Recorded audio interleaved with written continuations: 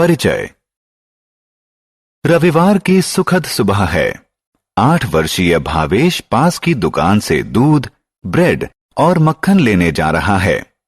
रास्ते में उसने पाइप से बहता हुआ पानी देखा। यह उसकी कॉलोनी की हर सुबह का सामान्य दृश्य है। भावेश को बहाव का कारण पता है। पानी टंकी के भर जाने के बाद ऊपर से गिर रहा है। भावेश एक महत्वपूर्ण प्राकृतिक संसाधन के ऐसे अविवेकपूर्ण नुकसान से दुखी है। आइए प्राकृतिक संसाधनों और उनके महत्व के बारे में जानें।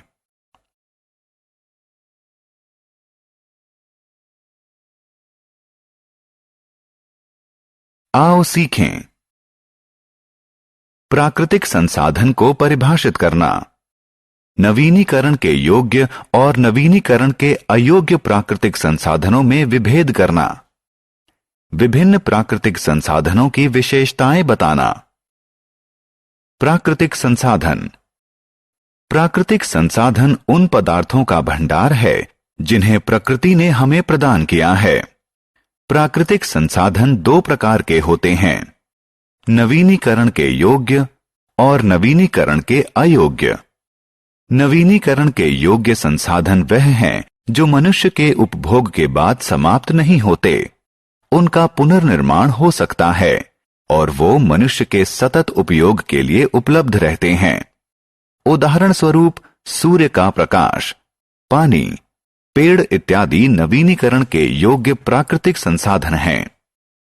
जिन संसाधनों की आपूर्ति सीमित है वे नवीनीकरण के अयोग्य प्राकृतिक संसाधन हैं। इनका निर्माण होने में कई वर्ष लगते हैं। ये मनुष्य के सतत उपयोग से समाप्त हो जाते हैं। उदाहरण स्वरूप कोयला, भूतेल इत्यादि नवीनीकरण के अयोग्य प्राकृतिक संसाधन हैं। आइए अब कुछ प्राकृतिक संसाधनों के बारे में जानें। सूर्य का प्रकाश। सूर्य एक तारा है जो हमें ऊष्मा और प्रकाश देता है। यह एक महत्वपूर्ण प्राकृतिक संसाधन है। पादप सूर्य के प्रकाश का प्रयोग भोजन निर्माण में करते हैं। सूर्य के बिना पृथ्वी बहुत ही ठंडी, अंधेरी होगी और इस पर जीवन संभव नहीं होगा। वायु। वायु एक अन्य महत्वपूर्ण प्राकृतिक संसाधन है। वायु गैसों की सम्मिश्रण होती है।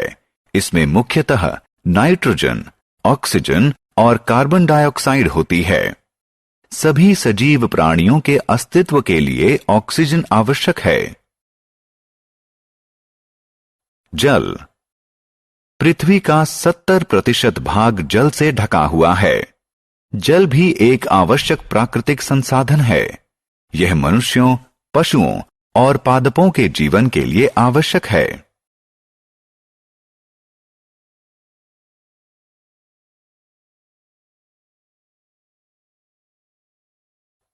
आओ खेलें। रिक्त स्थान में सही विकल्प भरें। प्रश्न 1। प्राकृतिक संसाधन 2 प्रकार के होते हैं। प्रश्न 2। डैश नवीनीकरण के अयोग्य संसाधन हैं। प्रश्न 3।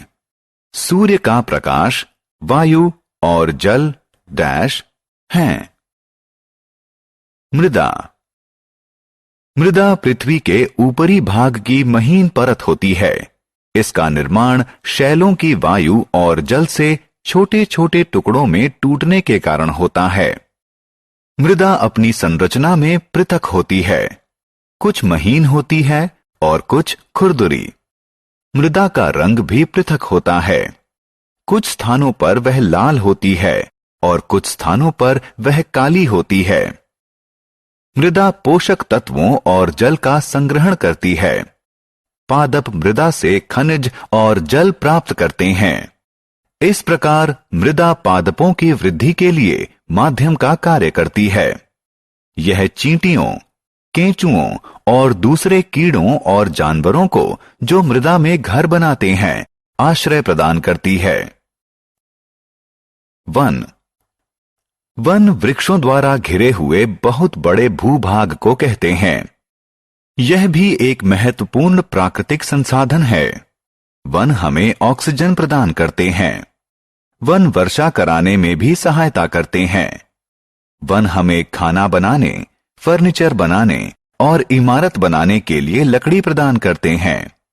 वृक्ष से कागज भी बनता है।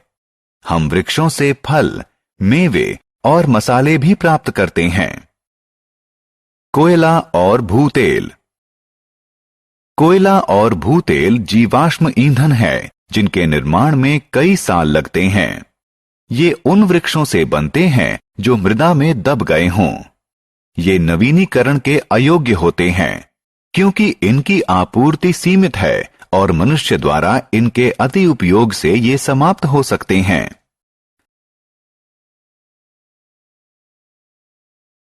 हमने क्या चर्चा की? प्राकृतिक संसाधन उन पदार्थों का भंडार है जिन्हें प्रकृति ने हमें प्रदान किया है। प्राकृतिक संसाधन दो प्रकार के होते हैं, नवीनीकरण के योग्य और नवीनीकरण के अयोग्य। नवीनीकरण के योग्य प्राकृतिक संसाधन मनुष्य के उपयोग द्वारा समाप्त नहीं होते, जैसे सूर्य का प्रकाश, जल और वृक्ष इत्यादि। नवीनीकरण के अयोग्य प्राकृतिक संसाधन की आपूर्ति सीमित होती है। वे मनुष्य के सतत उपयोग से समाप्त हो सकते हैं। उदाहरण स्वरूप कोयला और भूतेल इत्यादि।